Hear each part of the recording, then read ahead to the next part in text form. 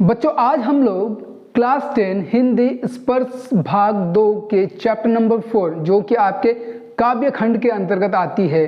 जी हाँ, मनुष्यता कविता की बात कर रहा हूं मैं, जिसको मैथिली शरण गुप्त जी ने लिखा था।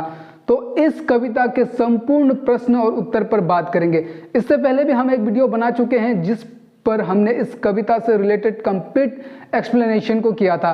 तो मैं आपसे गुजारिश करता हूं, अगर आपने उस कविता के एक्सप्लेनेशन वाले वीडियो को नहीं देखा तो मैं डिस्क्रिप्शन पर लिंक दे दूंगा, आप वहां पर जाएं और पहले इस चैप्टर के कंप्लीट वीडियो को देखें, एक्सप्लेनेशन को देखें, उसके बाद ही इस वीडियो को देखना। क्या होता है कि अगर आप एक्सप्लेनेशन को देखे बिना प्रश्न और उत्तर को करने बैठते हैं तो आपको कठिनाई होगी। इसलिए आपसे रिक्वेस्ट है कि पहले एक्सप्लेनेशन वाले वीडियो को देखें, आफ्टर डेट आप इस वीडियो को देखना।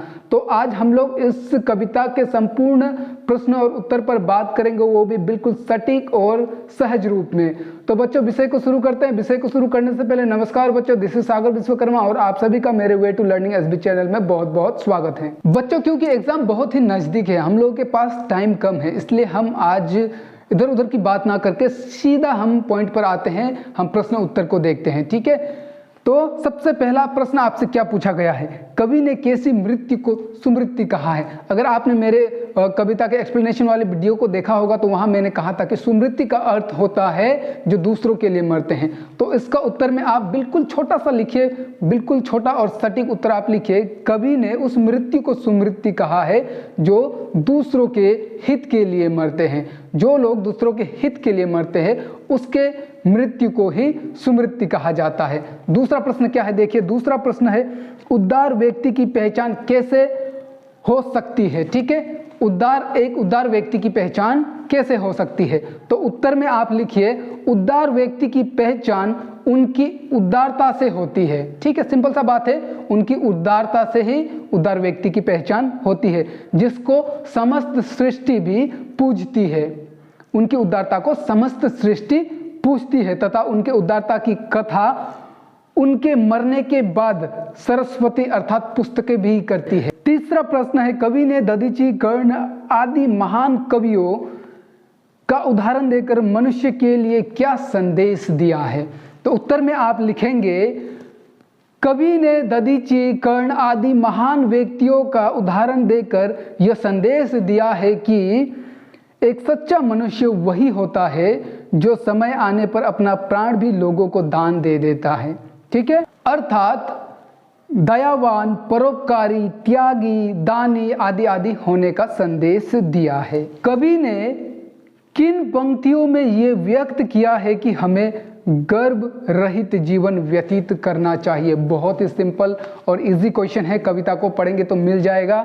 आप लिखिए नीचे लिखे निम्नलिखित पंक्तियों में कवि ने गर्भ रहित जीवन व्यतीत करने को व्यक्त किया है। ठीक है, तो कौन सा था वो पंक्तियां, रहो न भूल के कभी मदांत तुच्छ वित्त में, सनात जान आपको करो न गर्भ चित्त में। तो इन पंक्तियों में कवि ने गर्भ रहित जीवन व्यतीत करने की संदेश दी है। ठीक है, उसके बाद नेक्स्ट प्रश्न है मनुष्य मात्र बंधु है से आप क्या समझते हैं, स्पष्ट कीजिए। ये जो वाक्य है मनुष्य मात्र बंधु है, तो इससे आप क्या समझते हैं, आपको वो लिखना है। तो आप लिखिए मनुष्य मात्र बंधु है, वाक्य से तात्पर्य है कि हम सारे एक हैं, हम जितने भी मनुष्य हैं सब एक है तथा एक दूसरे के बंधु है, एक दूसरे के भाई भाई है और उस ईश्वर के संतान है। ठीक है, जिसने सबको बनाया है।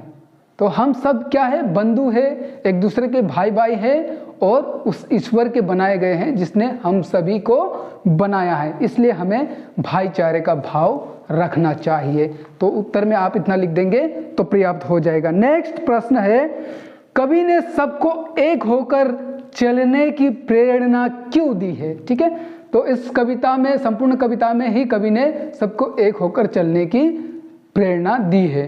तो क्यों दी है, उत्तर में आप लिखिए कवि ने सबको एक होकर चलने की प्रेरणा इसलिए दी है क्योंकि ऐसा करने से समाज में एकता बढ़ेगी। ऑब्वियसली जाहिर सी बात है, अगर हम एक होकर चलेंगे तो क्या बढ़ेगी, एकता बढ़ेगी तथा एक दूसरे के सहयोग से हम कठिन से कठिन कार्य भी कर पाएंगे।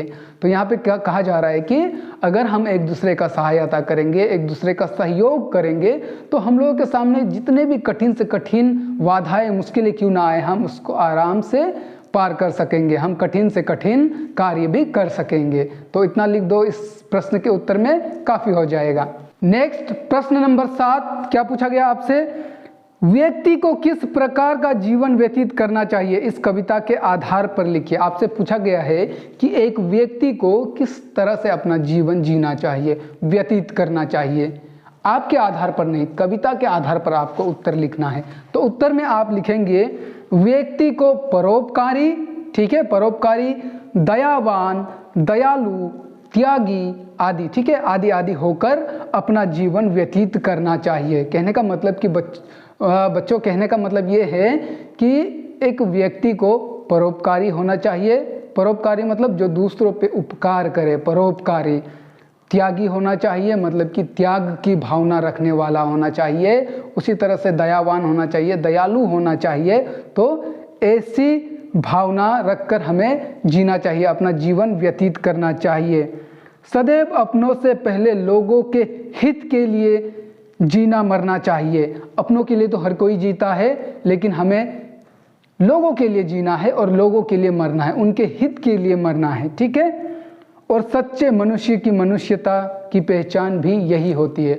और ऐसा भाव जो हम लोगों के प्रति होता है, हम लोगों का जो ऐसा भाव होता है, वही सच्चे मनुष्य की मनुष्यता की पहचान होती है। नेक्स्ट और अंतिम प्रश्न है, मनुष्यता कविता के माध्यम से कवि क्या संदेश देना चाहते हैं। इस कविता के माध्यम से कवि हम सभी को क्या संदेश देना चाहते हैं। जैसा कि मैंने आपसे पहले भी कहा कि हर कविता, हर कहानी, कुछ भी हो, चाहे नाटक हो, कोई फिल्म हो, हर उसका एक ना एक उद्देश्य होता है। बिना उद्देश्य की कोई भी कहानी नहीं होती, कोई भी कविता नहीं होती। तो इस कविता से कवि हमें क्या संदेश देना चाहते हैं, वही संदेश ही तो मुख्य उद्देश्य होता है ना। तो आप उत्तर में लिखेंगे मनुष्यता कविता के माध्यम से कवि यह संदेश देना चाहते हैं कि, अब नीचे देखिए एक एक कर 2-3 बिंदु लिखे होंगे, तो उसको आप आंसर में लिख देंगे। सबसे पहला, हमें परोपकार की भावना रखनी चाहिए। कवि हमसे कह रहे हैं कि हमें परोपकार की भावना रखनी चाहिए, तो यही संदेश कवि दे रहे हैं। दूसरी संदेश क्या दे रहे हैं, अपने जीवन को दूसरों के हित के लिए समर्पण करना चाहिए। हम मनुष्य को अपना जो जीवन मिला है, हमें उस जीवन को दूसरों के हित के लिए, दूसरों के भलाई के लिए सोचने में इस जीवन को समर्पण कर देना चाहिए। एकता और भाईचारे की भावना रखनी चाहिए तथा हम लोगों को आपस में एकता और भाईचारे की भावना रखनी चाहिए। तो यही सब संदेश इस कविता के माध्यम से कवि हम सभी को दे रहे हैं। अब प्रश्न नंबर ख, निम्नलिखित का भाव स्पष्ट कीजिए। मतलब अब आपको 2-3 लाइन की पंक्तियां दी जाएगी, उसके भाव को लिखना है, उसके भाव अर्थ को लिखना है, व्याख्या को लिखना है। व्याख्या और भाव अर्थ एक ही होता है। आपको व्याख्या दे चाहे भाव अर्थ दे, भाव लिखो कहे या फिर व्याख्या लिखो कहे, आपको कंफ्यूज बिल्कुल भी नहीं होना है, दोनों का अर्थ एक ही है। तो आपसे कोई भी पूछे, बस आपको लिखना व्याख्या ही है, ठीक है। तो सहानुभूति चाहिए, महानुभूति है यही, वशीकृता सदैव ही बनी हुई स्वयं मही, विरुद्धवाद बुद्ध का दया प्रभाव में बहा, बिनती लोक वर्ग क्या न सामने झुका रहा। ठीक है, तो इन पंक्तियों का भाव अर्थ क्या है बच्चों। देखिए, जो हम व्याख्या लिखते हैं उसको लिखने का एक तरीका होता है, इसको भी बहुत ही फॉर्मेट के साथ में लिखा जाता है। इसका फॉर्मेट क्या है कि आपको सबसे पहले संदर्भ लिखना पड़ता है, फिर सप्रसंग लिखना पड़ता है, फिर व्याख्या लिखना पड़ता है, फिर विशेष लिखना पड़ता है। लेकिन यहाँ केवल आपसे व्याख्या लिखने के लिए कहा गया है, इसलिए आप व्याख्या मात्र लिख देंगे तब भी हो जाएगा। लेकिन अगर आपसे कहे कि सप्रसंग व्याख्या लिखे, तब अब मैंने जो आपको अब बताया तो ये सब लिखना होता है। फिर भी आज मैं आपको जो व्याख्या बताऊंगा इसका मैं संदर्भ भी लिखाऊंगा और सब प्रसंग भी लिखाऊंगा। क्या पता आपसे अगर सब प्रसंग व्याख्या लिखने को कह दे तो आप लिख पाएंगे। तो आपको सबसे पहले संदर्भ में क्या लिखना होता है। संदर्भ मतलब आपने इस कविता को, ये कविता जो है, सॉरी आपने नहीं, ये कविता जो है कहाँ से लिया गया है, तो वो सब हमें संदर्भ लिखना होता है। तो संदर्भ में आप लिखेंगे प्रस्तुत पंक्तियां हमारे कक्षा 10 के पाठ्य पुस्तक स्पर्श भाग 2 के अध्याय 4 कविता मनुष्यता से लिया गया है। ठीक है, यही इंफॉर्मेशन हमें देना होता है संदर्भ में। उसके बाद फिर आगे लिखिए, जिसके रचयिता मैथिली शरण गुप्त जी है। रचयिता मतलब जिसने इस कविता को रचा है, लिखा है, इसलिए रचयिता कहा। तो फिर सप्रसंग में आप लिखिए, सप्रसंग में आपको ट्रेलर लिखना होता है। ठीक है, और व्याख्या में आपको मूवी लिखना होता है। कहने का मतलब सप्रसंग में आपको बस इतना हल्का सा बताना है कि ये जो निम्नलिखित पंक्तियां हैं इसमें क्या कहा गया है, कभी इसमें क्या कहना चाह रहे हैं, बस आपको शॉर्टली उसको समझाना होता है। फिर भाव अर्थ या फिर व्याख्या में आप डिटेली लिखेंगे। तो सप्रसंग में आप लिखे, इन पंक्तियों में महात्मा बुद्ध का उदाहरण देते हुए कवि सहानुभूति की भाव की बात कर रहे हैं। ठीक है, तो महात्मा बुद्ध का उदाहरण देते हुए सहानुभूति की बात कर रहे हैं कवि। अब आप व्याख्या में डिटेल और विस्तार के साथ में लिखिए, कवि कह रहे हैं कि मनुष्य के प्रति सहानुभूति तथा संवेदना की भावना होनी चाहिए, क्योंकि यही हमारी सबसे बड़ी संपत्ति या फिर पूंजी है। ठीक है, जो हम लोगों की संवेदना की भावना होती है, जो सहानुभूति की भावना होती है, वही असल में हम लोगों की सबसे बड़ी धन या फिर संपत्ति है। आगे कवि कह रहे हैं कि सच्चा मनुष्य वो होता है जो औरों के दुखों को समझकर स्वयं भी उसमें शामिल हो। एक सच्चे व्यक्ति की पहचान यही होती है जो दूसरों के दुखों को देखकर खुद भी उसमें शामिल हो और उनके दुखों को समझ सके। आगे फिर बुद्ध का एग्जाम्पल देते हुए, उदाहरण देते हुए कवि कहते हैं कि उन्होंने सच्चाई के लिए, दया भाव के लिए, दया की भावना के लिए लोगों से विरोध भी किया। ठीक है, और उनका विरोध भी बहुत लोगों ने किया, लेकिन पश्चात क्या हुआ, उनकी बात में सच्चाई थी, उन्होंने सदैव दया की बात की, प्रेम की बात की, इसलिए जो उनके विरोधी थे वे भी पश्चात उनके आगे झुक गए, उनके आगे उनको भी झुकना पड़ा। तो यही इन पंक्तियों में कहा गया है। प्रश्न ख का 2, रहो न भूल के कभी मदांध तुच्छ भित्त में, सनात जान आपको करो न गर्भ चित्त में, अनाथ कौन है यहाँ त्रिलोकनाथ साथ है, दयालु दीन बंधु के बड़े विशाल हाथ है। ठीक है, तो इसमें आप संदर्भ में आप सेम लिखिए, जो पहले वाले में लिखा वही लिखिए, क्योंकि वही कविता से है, वही कवि है, वही पुस्तक से है, तो इसलिए आप संदर्भ में सेम एज इट इज लिख देंगे। फिर सब प्रसंग बदलेगा क्योंकि मूवी बदल गया, तो ट्रेलर भी बदलेगा।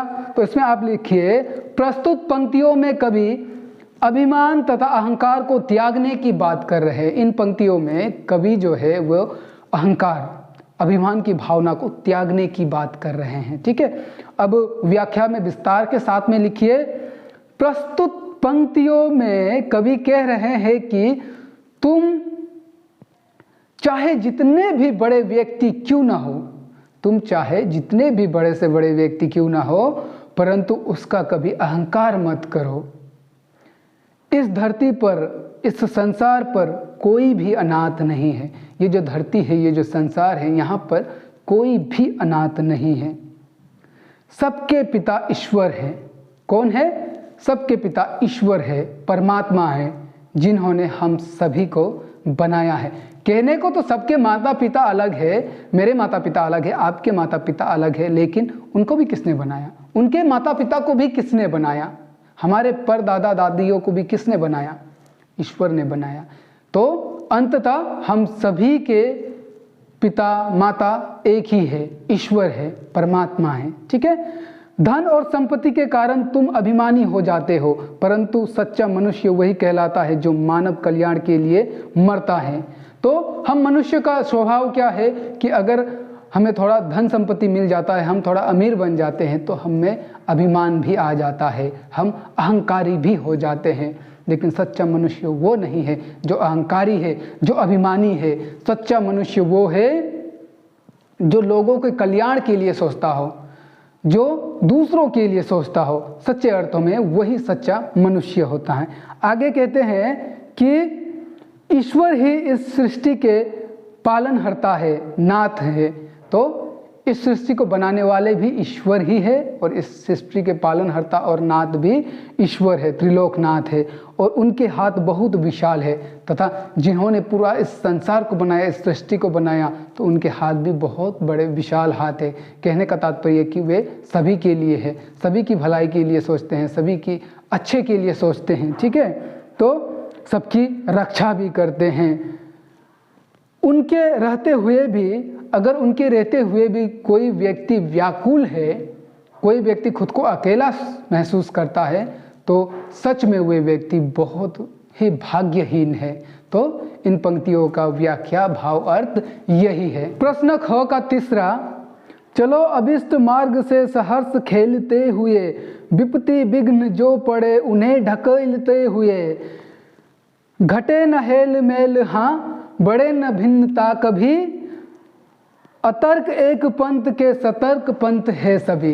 तो इन पंक्तियों का भाव अर्थ क्या है? तो संदर्भ में आप सेम लिख देंगे, जो पहले लिखाया था वही लिख देंगे, ठीक है। सप्रसंग में आप